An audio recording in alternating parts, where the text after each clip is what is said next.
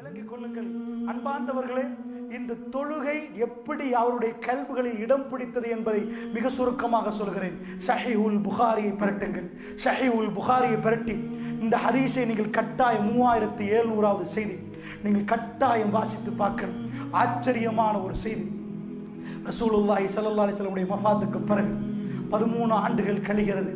அமீருல் முஃமினீன் அவர்கள் உமர் பின் கத்தாப் ரலியல்லாஹு அன்ஹு அவர்கள் மிஹ்ராபுக்கு தொழுகைக்கு வர்றார்கள். வருகிற நேரத்திலே ஸ்தவ் என்று சொல்லிக் கொண்டு வருகிறார்கள். வந்து நின்று ஸ்தவ் என்று சொல்ல மாட்டார்கள். வருகிற நேரமே ஷஃப்பை சீர்திருத்தி கொண்டு வருவார்கள். சீர் செய்து கொள்ளுங்கள். ஹலல் பிரிவுகளை கண்டால் சேர்த்து வைக்காமல் தொழுவிக்க மாட்டார்கள்.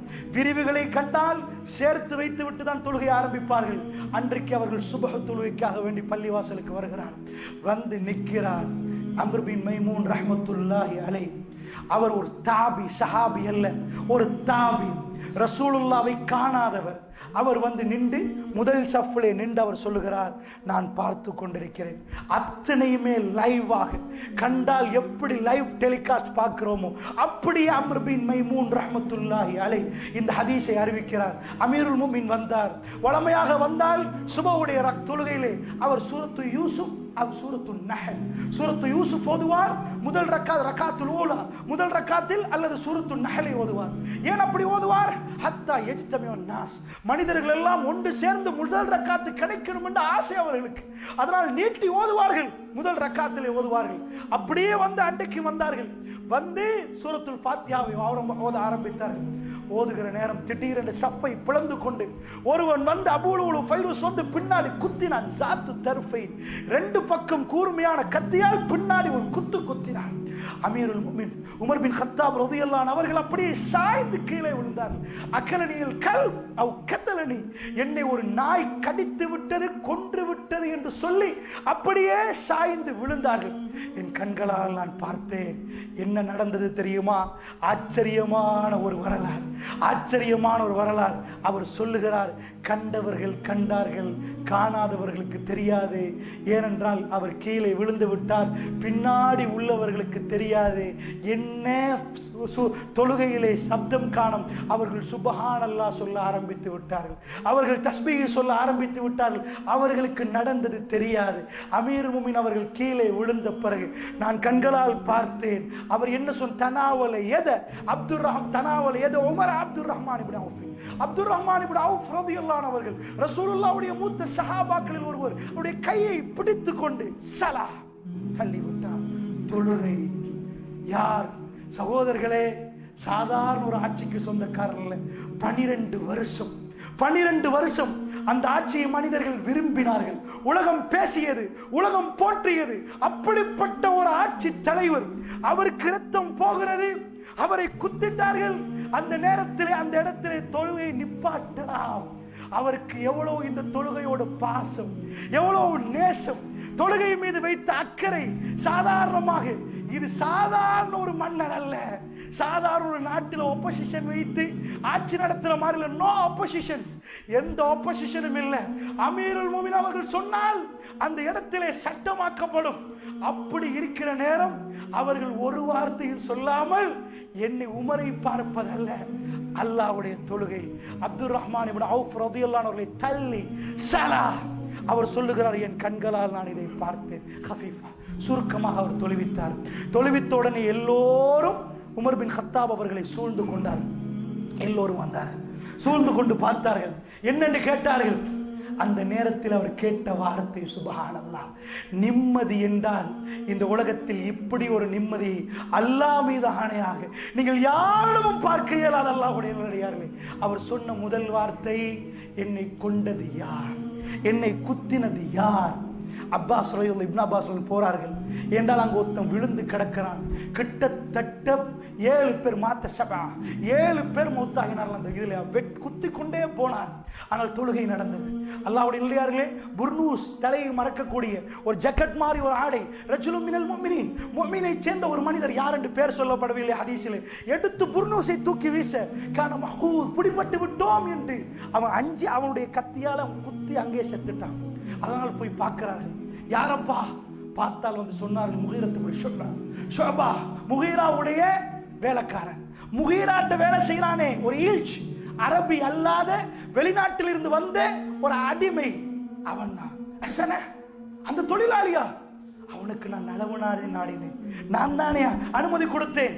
மதீனாவுக்கு அவ்வளவு சீக்கிரமாக யாருக்கும் வரையல. High security zone. ரசூலுல்லாஹ்வுடைய மனைவிமார்கள் உள்ள மதீனாவுக்கு யாருக்கு வரையலாது. பாவப்பட்டு அந்த அடிமையை, அந்த இல்ஜை நான் தானே கொடுத்தேன். அல்லாஹ் அவனை கொல்லட்டும் என்றார்கள். அல்லாஹ் அவனை கொல்லட்டும். இதுவல்ல விஷயம். அடுத்த வார்த்தை, இந்த உம்மத்திலே நிம்மதி எங்கே என்பதை எடுத்து காட்டுகிற வார்த்தை. அல்ஹம்துலில்லாஹில்லதி லம் யஜ்அல் மனியத்தி பியதி ரஜுலின் யத்தஇல் இஸ்லாம். சுப்ஹானல்லாஹ். உடைய வாயிலிருந்து வருகிறது அல்ஹம்துலில்லாஹ். உமர் பின் கத்தாப் ரலியல்லாஹு அன்ஹு அவர்கள் என்ன சொன்னார்கள்? முஸ்லிம் என்று, இஸ்லாம் என்று தன்னை சொல்லக்கூடிய ஒரு கரத்தால் என்னை குத்த வைக்காமல் பாதுகாத்த அல்லாஹ்வுக்கே எல்லா புகழும். சுப்ஹானல்லாஹ். ரத்தம் ஓடுகிறது. அல்லாஹ்வுடைய நல்லடியார்களே, அல்லாஹ்வை புகழ, அல்ஹம்து சொல்ல இடம் தேடினார்கள். 1000 இடங்கள் இருந்தும் சொல்லாமல், கல்பால் பேசாமல் இருந்த எங்களுக்கு எப்படி நிம்மதி வரும்? எங்களுக்கு எப்படி நிம்மதி வரும்? ரத்தம் போகிறது. அவர் நினைத்தார், உமர் பின் கத்தாபை கொண்டது ஒரு முஸ்லிம் அல்ல, குத்தினது ஒரு முஸ்லிம் அல்ல. அருமை அலைஹி ஸலாத்து வஸ்ஸலாம் அவர்கள் சொன்ன செய்தி தெரியும். அந்த கதவு உடைக்கப்படும், அந்த கதவு உடைக்கப்படும். உமர் பின் கத்தாப் ரலியல்லாஹு அன்ஹு பிறகு ஃபித்னாவுடைய வாயில் திறக்கப்படும். உமர் ரசூலுல்லாஹி ஸல்லல்லாஹு அலைஹி வஸல்லம் சொன்ன செய்தி தெரியும். உஹது மலையிலிருந்து அசைகிற நேரம் ரசூலுல்லாஹ் காலால் அடித்தார். உஹது அசையாது. உன் மீது ஒரு நபி இருக்கிறார், உன் மீது ஒரு சித்திக் இருக்கிறார், உன் மீது 2 ஷஹீதுகள் என்றார்கள். உமர் பின் கத்தாப், உஸ்மான் பின் அஃபான் 2 பேரையும் பார்த்து ஷஹீதுகள் என்றார்கள் ரசூலுல்லாஹ். அவருக்கு தெரியும் ரசூலுல்லாஹ் அபூபக்கர் ரலியல்லாஹு அன்ஹு சாதாரணமாக மௌத்தாகுவார்கள். இந்த உமர் அப்படி அல்ல, இந்த உஸ்மான் பின் அஃபான் அப்படி அல்ல, எங்களை கொல்லுவார்கள், ஷஹீதாக்கப்படுவோம். நாம் தெரியும். அவர் என்ன எதிர்பார்த்தார்? ஒரு முஸ்லிம் என்னை குத்தவில்லை. அல்ஹம்துலில்லாஹ். அல்லாஹ்வே உனக்கே எல்லா புகழும், உனக்கே எல்லா புகழும்.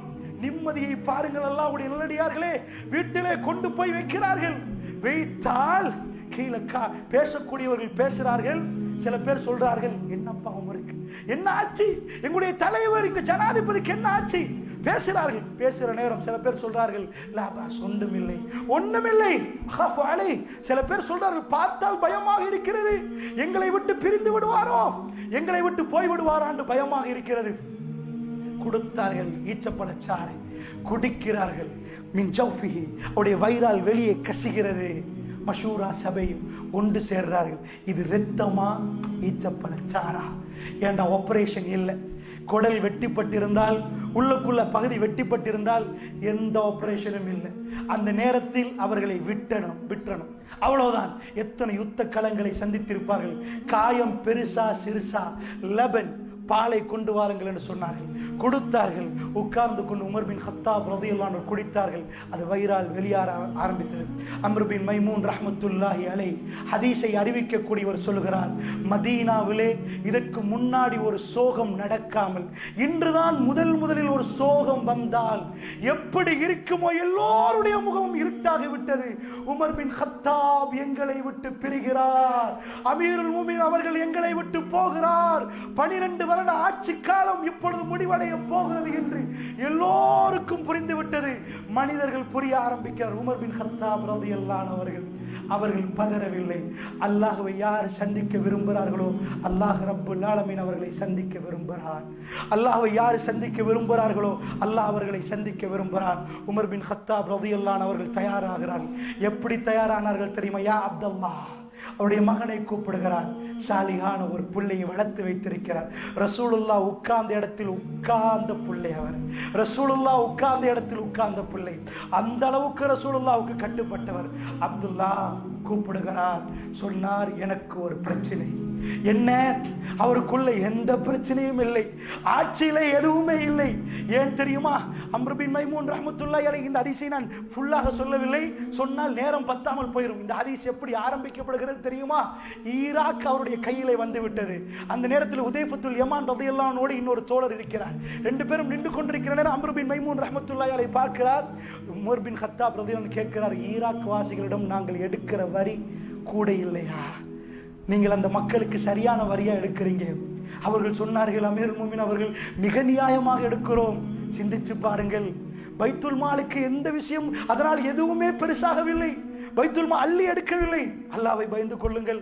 மனிதர்கள் கஷ்டப்படாத விதத்தில் எடுங்கள். எப்படி நினைத்திருக்கிறார் பாருங்கள். எடுக்கிற வரியை கூட அவ்வளவு நினைத்து பார்க்கிறார். அந்த அளவுக்கு எல்லாத்தையும் சொல்லிக் கொண்டுதான் இந்த ஹதீஸ் ஆரம்பிக்கப்படுகிறது. உமர் பின் கத்தாப் ரலியல்லாஹு அன்ஹு அவர்கள் கவர்மெண்ட்டுக்கு எடுக்கிற வரியை அப்படி நினைத்து பார்க்கிறவர் சொன்னார், எனக்கு ஒரு ஆசை. மகனை கூப்பிட்டு, எவ்வளவு தோழர்கள் இருக்கிறார்கள், எவ்வளவு பெரிய மூத்த சஹாபாக்கள் இருக்கிறார்கள், அவருடைய அதிகாரம் என்ன, அவருடைய ஆட்சி என்ன? அவர் யாரிடமும் கேட்கவில்லை. கேட்க வேண்டிய உரிய நபரிடம் கேட்பதற்கு ஒரே ஒரு கவலை. என்ன கவலை தெரியுமா? ரசூலுல்லாஹ் அபூபக்கர் சித்திக் ரலியல்லாஹு அன்ஹு அவர்கள் அவர் பக்கத்தில் நான் அடக்கப்படணும். அவ்வளவுதான் கவலை. மகனிடம் சொன்னார், மகன் ஆயிஷா ரலியல்லாஹு அன்ஹா போய் சலாம் சொல்லுங்க. ஒரு வார்த்தை சொல்லுகிறார். என்ன வார்த்தை தெரியுமா? குல் உமர், உமர் என்று சொல்லுங்கள். வலா தகுல் அமீருல் முஃமினீன், அமீருல் முஃமினீன் என்று சொல்ல வேண்டாம், அமீருல் முஃமினீன் என்று சொல்ல வேண்டாம். உமர் சொன்னார் என்று போய் சொல்லி, அல்லாஹ்வுடைய நல்லடியார்களே, அவர்கள் சொன்னார்கள் உமர், உமர் சொன்னார் என்று போய் சொல்லுங்கள். குல் உமர் வலா தகுல் அமீருல் முஃமினீன். அமீர் என்றால் இன்றைக்கு பிறகு நான் ஆட்சியில் இல்லை, நான் அல்ல மூமினுடைய அமீர். சுப்ஹானல்லாஹ். பிரிவதற்கு முன்னாடி பதவிக்கு பிரியாவிடை கொடுத்து விட்டார். ஏன் தெரியுமா? அதிகாரத்தோடு உமர் கேட்கவில்லை. அந்த சுப்ஹானல்லாஹ் பர்ச்சேஸ் கணக்கு, ஏக்கர் கணக்கு, மாளிகை கேட்கவில்லை. அவர் கேட்டது வீட்டில் அவரை அடக்குவதற்கு ஒரு கபர், ஒரு 6 அடி இடம். ஆயிஷா ரலியல்லாஹு அன்ஹா எப்படி அனுப்புறார்? மகன் போய் கேளுங்கள். எப்படி சொல்லுகிறார் பாருங்கள். நிம்மதி எவ்வளவு இருந்தா டென்ஷனே இல்லாம மகன் முதல்ல சுன்ன நபீனா ஸல்லல்லாஹு அலைஹி வஸல்லம், ரசூலுல்லாஹ்வுடைய சுன்னா சலாம். போய் ஆயிஷா ரலியல்லாஹு அன்ஹா சலாம் சொல்லுங்க. சலாம் சொன்னால் சொல்லிவிட்டு சொல்லுங்கள், உமர் சொன்னார் அவருக்கு அந்த இடம் ஆசையாக இருக்கிறான், விட்டு கொடுக்கலாமான்னு கேளுங்க. அது அவங்க வீடு. சுப்ஹானல்லாஹ். என்னுடைய கவர்மெண்ட், நான் அடக்கம் செய்யப்படணும், ரசூலுல்லாஹ்வோட நான் இருக்கணும். வரம்பு மீறவில்லை. வரம்பு மீறல் அவர்களுக்கு விட்டு கொடுக்கலாமான்னு கேளுங்கள். போனால் காயிதா உட்கார்ந்து கொண்டு அழுது கொண்டிருக்கிறார்கள். ஆயிஷா ரலியல்லாஹு அன்ஹா போய் சொன்னார்கள், பாப்பாக்கு இப்படி நடந்து விட்டது தெரியும், அழுகிறார்கள். கேட்டார்கள் ஆயிஷா ரலியல்லாஹு அன்ஹா பார்த்து, இந்த இடம் பாப்பா கேட்டார், என்ன சொல்லுகிறீர்கள்? அவர்கள் சொன்னார்கள், இது எனக்கு வைத்திருக்கிற இடம், இது எனக்கு வைத்திருக்கிற இடம். என்றால் அவனுடைய கணவர், அவனுடைய தகப்பன், இந்த உம்மத்தின் மிக சிறப்பான ஒரு இடம். அல்லாஹ்வுடைய நல்லடியார்களே, அல்லாஹ்வுடைய நல்லடியார்களே, அவர்கள் சொன்னார்கள், என்னை விட உமர் சிறந்தவர். அது உமருக்கு. சுப்ஹானல்லாஹ். இது அடிமைத்தனம். அல்லாஹ்வுடைய நல்லடியார்களே, இது அடிமைத்தனம். அந்த இடத்துல அவருடைய கல்விகள் எப்படி இறங்குறது என்றால் மனித அந்த இடத்துல சஹாபாக்களை நினைக்கிறார்கள். என்றால் 3வது நாள், 3 நாட்களுக்கு பிறகுதான் உமர் ரலியல்லாஹு அன்ஹு மௌத்தாவார்கள். அந்த நாளில் அம்ர் பின் மைமூன் ரஹ்மத்துல்லாஹி அலைஹி சொல்கிறார், அலி பின் அபி தாலிப் ரலியல்லாஹு அன்ஹு அவர்கள் அந்த இடத்திலே வந்து, அவருக்கு தெரியாது எங்க அடக்கம் செய்யப்படுறேன்னு. அவர் சொன்னார், நான் நினைக்கிறேன், என்ன நினைக்கிறேன் தெரியுமா? ரசூல் ஸல்லல்லாஹு அலைஹி வஸல்லம் உடைய கபருக்கு பக்கத்தில் உமர் அடக்கம் செய்யப்படணும் என்று. ஏனென்றால் ரசூலுல்லாஹ் அடிக்கொரு முறை சொல்வார், நானும் அபூபக்கரும் உமரும் நுழைந்தோம், நானும் அபூபக்கரும் உமரும் உட்கார்ந்தோம், நானும் அபூபக்கரும் உமரும் நடந்தோம். எல்லா இடத்திலும் ரசூலுல்லாஹ்வுடைய பெயரை சொல்லுவார்களே, அதனால் அவர்கள் இந்த இடத்திலே அடக்கம் செய்யப்படுவார் என்று நான் நினைத்தேன் என்று சொல்லுவார்கள். சஹாபாக்கள் நினைத்து இருந்தார்கள். அல்லாஹ்வுடைய நல்லடியார்களே, அன்பு தோழர்களே, அடுத்ததாக அந்த இடத்திலே உமர் ரலியல்லாஹு அன்ஹு அவர்கள் போய் திரும்பி வருகிறார்கள். அவருடைய மகன் வருகிற நேரம் அம்ர் பின் மைமூன் ரஹ்மத்துல்லாஹி அலைஹி சொல்கிறார், அவர் சாய்ந்து கொண்டிருக்கிறார். மக்கள் எல்லாம் சொன்னார்கள், மகன் வந்து விட்டார், என்னை உட்கார வையுங்கள் என்று சொன்னார். என்னை கொஞ்சம் உட்கார வையுங்கள் என்று சொன்னார். அவரை கொண்டு வந்து உட்கார வைத்தார்கள். அப்படியே படுத்துக் கொண்டிருக்கிற நேரத்தில் உட்கார வைத்தார்கள். என்ன என்று கேட்டார். முடிவு என்ன? அவ்வளவு அதிகாரத்தை கையில் வைத்துக் கொண்டு என்ன முடிவு என்று கேட்டார்கள். அவர்கள் சொன்னார்கள், நீங்கள் நினைத்த மாதிரியே ஆயிஷா ரலியல்லாஹு அன்ஹா அவர்கள் உங்களுக்கு தந்து விட்டார்கள். அதனோடு அவர் திருப்தி பெறவில்லை. அல்லாஹ்வுடைய நல்லடியார்களே, கடைசியில் சொல்லுவார்கள், மரணிப்பதற்கு கொஞ்ச நேரம் இருக்கிற நேரம் அவருக்கு விளங்குறது, நான் மௌத்தாகி விடுவேன் என்று. மறுபடி சொல்லுவார்கள், மகன் நான் மௌத்தாகினால் ஆயிஷா ரலியல்லாஹு அன்ஹா மறுபடி போய் கேளுங்கள், அவர்கள் விரும்பினால் தான் அங்கே அடக்கணும், இல்லைன்றால் பொதுமையவாடியில் என்னை கொண்டு போய் அடக்கிறணும். அல்லாஹ்வுடைய நல்லடியார்களே, இன்றைக்கு எல்லோரும் சலாம் சொல்லிக் கொண்டிருக்கிறார்களே, ரசூலுல்லாஹ்வுடைய கபருக்கு பக்கத்திலே அந்த இடம் அல்லாஹ் ரப்புல் ஆலமீன் உமர் பின் கத்தாப் ரலியல்லாஹு அன்ஹு அவர்களுக்கு அந்த இடத்தை ஒதுக்கினான். அல்லாஹ்வுடைய நல்லடியார்களே, மகன் திரும்ப வந்த பிறகு அடுத்த பிரச்சனையை வைக்கிறார். எவ்வளவு நிம்மதி என்று பாருங்கள். ஆட்சியிலே அக்கவுண்ட்ஸ் எல்லாம் முடிந்து விட்டது. என்ன சொன்னார் தெரியுமா? மகன், என்னுடைய கடன் எவ்வளவு ஒன்று பாருங்கள். ஆட்சியில எந்த பிரச்சனையும் இல்லை, என்னுடைய கடன் எவ்வளவு ஒன்று பாருங்கள். அல்ஹம்துலில்லாஹ், ரசூலுல்லாஹ் பக்கத்திலே எனக்கு கிடைத்து விட்டதா? அல்ஹம்துலில்லாஹ். அவருடைய கபர் எங்கே என்று அவர்கள் தீர்மானித்து கடைசி நேரத்தில் அவர்கள் சொல்லிவிட்டார்கள். அதுவரைக்கும் அவர் புக் பண்ணி எல்லாம் வைக்கவில்லை. அடுத்ததாக சொன்னார், என்னுடைய கடன் எவ்வளவு? ஹதீஸில் வருகிறது 80,000 என்று. எவ்வளவு ரியாலா என்னென்று வரவில்லை, தீனாரா திர்ஹமா ஒன்றும் இல்லை. அல்லாஹ்வுடைய நல்லடியார்கள் 80,000 என்று வருகிறது. ஆனால் பெரிய தொகை எதாக இருந்தாலும் எப்படி 80,000 சொன்னார்கள்? இந்த கணக்கை என்ன செய்ய வேண்டும்? அவருடைய குலத்தை சொன்னார்கள். அந்த குலத்திடம் போக வேண்டும். போய் இந்த கடனை அடைப்பதற்கு அவரிடம் பணம் இருந்த முதல்ல என்னுடைய சொத்தெல்லாம் இல்லைங்க, என் சொத்தெல்லாம் விட்டு இந்த கடனை அடைக்க பாருங்கள். அப்துல்லா, அது முடியாவிட்டால் இந்த என்னுடைய குலத்தாரிடம் போருங்கள். குலத்தாருடைய அந்த பேர் வருவதில்லை, அங்கே போங்க. அங்க போய் அவரிடம் கேளுங்கள். கேட்டு கடனை நீங்க அடைச்சிடணும், அதை கொடுத்து என் கடனை அடைக்கணும். அவர்களிடமும் போதாவிட்டால் குறைஷிகளிடம் போங்கள், அது என்னுடைய வம்சம். அங்கே போய் அவரிடம் கேட்டு அதை கொடுத்து விடுங்கள். ஷுஅபன் வ கபாயில், அவர்கள் கிளைகளாகவும் கோத்திரங்களாகவும் இருந்தார்கள். அவர் ஆச்சரியமாக இருந்தது. உஸ்மான் பின் அஃபான் ரலியல்லாஹு அன்ஹு அவர்கள் பணக்காரராக இருந்தார். அப்துர் ரஹ்மான் பின் அவுஃப் ரலியல்லாஹு அன்ஹு பணக்காரராக இருந்தார். தொழுகைக்கு தள்ளின அப்துர் ரஹ்மான் பின் அவுஃபே பெரிய சல்லிக்காரர். அவரிடம் போய் உமர் பின் கத்தாப் இவ்வளவு கடன் கேளுங்கள் என்று சொல்லவில்லை. ஏன் தெரியுமா? உமர் பின் கத்தாப் ரலியல்லாஹு அன்ஹு அவர்களை தெரிந்தவர்களுக்கு தெரியும் இந்த வார்த்தை அவர் ஏன் சொன்னார் என்று. அவர் அடிக்கொரு முறை ஒரு வார்த்தை சொல்லுவார், எனக்கு வழிகாட்டி, என்னுடைய வழிகாட்டி. அவர் நேராக போனார், அவர் போய் சேர வேண்டிய இடத்தில் போய் சேர்ந்து விட்டார். அவரை பின்தொடர்ந்த அவருடைய தோழர் அங்கு திரும்பவில்லை, இங்கு திரும்பவில்லை, நேராக போனார், போக வேண்டிய இடத்துக்கு போய்விட்டார். அதுக்கு அடுத்ததாக இந்த உமர் இந்த பக்கம் திரும்பினால், அந்த பக்கம் திரும்பினால் இந்த உமர் வழிகெட்டு போய்விடுவார். அதனால் நேராக போக வேண்டும் என்று அடிக்கொரு முறை சொல்லுவார். உமர் பின் கத்தாப் ரலியல்லாஹு அன்ஹு ஏன் இதை சொன்னார் தெரியுமா? இவ்வளவு கடன் ஏன் தெரியுமா? அல்லாஹ்வுடைய நல்லடியார்களே, சஹாபாக்கள் இஸ்லாத்தை வைத்து ஒரு ரூபா எடுக்க விருப்பம் இல்லை. ஏன் சஹாபாக்கள்? அந்த சாம்ராஜ்யமே கொட்டுமே. அமீருல் முஃமினுக்கு கடனா போட்டு விடுவார்கள். அவ்வளவுத்தையும் அவர்கள் துனியாவோட வைத்த உறவு அவ்வளவுதான்.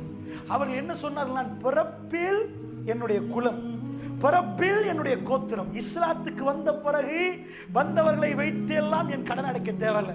கடன் கேட்பதற்கு அப்படி நான் என்ன ரசூலுல்லாஹ் கடைசி நேரத்தில் யகூதிடம் போய்த்தான் போர்க்கவசத்தை வைத்தார்கள். என்னுடைய மருமவன்ட்டு கூட கேட்கவில்லை. இஸ்லாத்தை முன்வைத்து ரசூலுல்லாஹ் யாரிடமும் கேட்கவில்லை. போர்க்கவசத்தை வைத்து தன்மானத்தோடு வாழ்ந்தார்கள். அதே தன்மானம் அல்லாஹ்வுடைய நல்லடியார்களே, ஏன் இவ்வளவு கடன் ஆயினார்? உமர் அபூபக்கர் ரலியல்லாஹு அன்ஹு அவர்கள் ஆட்சிக்கு வருகிற நேரம் அவர் சொன்னார், ரசூலுல்லாஹ் மௌத்தான பிறகு ஆட்சிக்கு வருவேன், ஆனால் நான் ஊதியம் பெற மாட்டேன், வேலைக்கு போய் தான் ஆட்சி செய்வேன். இந்த சபையில் உமர் பின் கத்தாப் அவர்களும் இருந்தார்கள். இருந்து பிடித்து சொன்னார்கள் அபூபக்கர் ரலியல்லாஹு அன்ஹு அவர்களை, அப்படி செய்ய இயலாது. நீங்கள் பைத்துல் மாலில் சின்ன கணக்கெடுங்கள், பெருசாக. அவர் இயலாது என்று சொன்னார். இல்லை, எடுக்க வேண்டும் என்று சொன்னார். அவர் கடைசியிலே சின்ன ஒரு ஊதியத்தை எடுத்தார். எடுத்து விட்டு கடைசி நேரம் சொன்னார், என்னும் நான் ஆட்சிக்கு வருகிற நேரம் எவ்வளவு ஒன்று கணக்கு எழுதி வைத்திருக்கிறேன், இப்பொழுது எவ்வளவு ஒன்று பாருங்கள். ஒரு கழுது, கோவேரி கழுதையும் இன்னொன்று எனக்கு ஞாபகம் இல்லை, ஏதோ ஒன்று கூட இருந்தது. இந்த ரெண்டையும் கொண்டு வந்து பைத்துல் மாலுக்கு போடுங்கள். அபூபக்கர் எதோடு வந்தாரோ அதனோடு போக வேண்டும் என்று சொன்னார். அல்லாஹ்வுடைய நல்லடியார்களே, அவர் அப்படி முடித்துக் கொண்டார் தன்னுடைய வாழ்க்கை. உமர் பின் கத்தாப் ரலியல்லாஹு அன்ஹு அவர்கள் யாருக்கு சம்பளம் எடுக்க சொன்னாரோ அவர் அபூபக்கர் அவர்களுக்கு எடுக்க சொன்ன அவர் எடுக்கவில்லை. வல்லாஹி அவர் தொடவில்லை. 12 வருட காலமாக அவர் கடன் பட்டுதான் வாழ்க்கை வாழ்ந்தார். அவர் எந்த சொத்தோடு வந்தாரோ அந்த சொத்தோடு அவர் வந்தார், கடன் எடுத்தார். அதுதான் அவ்வளவு பெருசாக இருந்தது. அவர் ஆட்சியிலே ஒரு வகம் எடுக்கவில்லை, பைத்துல் மாலை தொடவில்லை, அல்லாஹ்வுக்காக வேண்டி அத்தனையும் அர்ப்பணித்திருந்தார். அந்த வரலாறுகள் தனி. நான் சொல்லுகிறேன், அல்லாஹ்வுடைய நல்லடியார்களே, அப்படி என்று சொன்னால் அதைத்தான் அவர் சொன்னார், கொடுங்கள் என்று. 80,000 எடுத்து கொடுங்கள் என்று. நான் என்ன சொல்ல வருகிறேன் என்றால், மரணத்துக்கு எவ்வளவு தயாராக இருந்தார்கள், மௌத்தை எதிர்பார்த்து கொண்டிருந்தார்கள். மரணம் நெருங்குற நேரம் அவர்கள் இந்த துனியாவோட வைத்த உறவுகள் கணக்கு வழக்கு எல்லாம் முடித்து விட்டு எவ்வளவு என்று எண்ணி சொல்லுகிற அளவுக்கு 86,000 80,000 அல்ல 86,000 நினைக்கிறேன், 86 அந்த அளவுக்கு என்று கணக்கு வழக்கெல்லாம் பார்த்து இவ்வளவு என்று சொல்ற அளவுக்கு மிக தெளிவாக இருக்கிறார்கள். மௌத்தை அவர்கள் எதிர்பார்த்து கொண்டிருந்தார்கள். எந்த நேரமும் என்னுடைய உயிர் பிரியலாம் என்று எதிர்பார்த்தார்கள். அல்லாஹ்வுடைய நல்லடியார்களே, அடுத்த விஷயங்களை இந்த வரலாறு, இந்த ஹதீஸை நீங்கள் நேர தெரிய பார்க்கணும். இந்த ஹதீஸை நீங்கள் நல்ல படித்து பார்க்கணும்.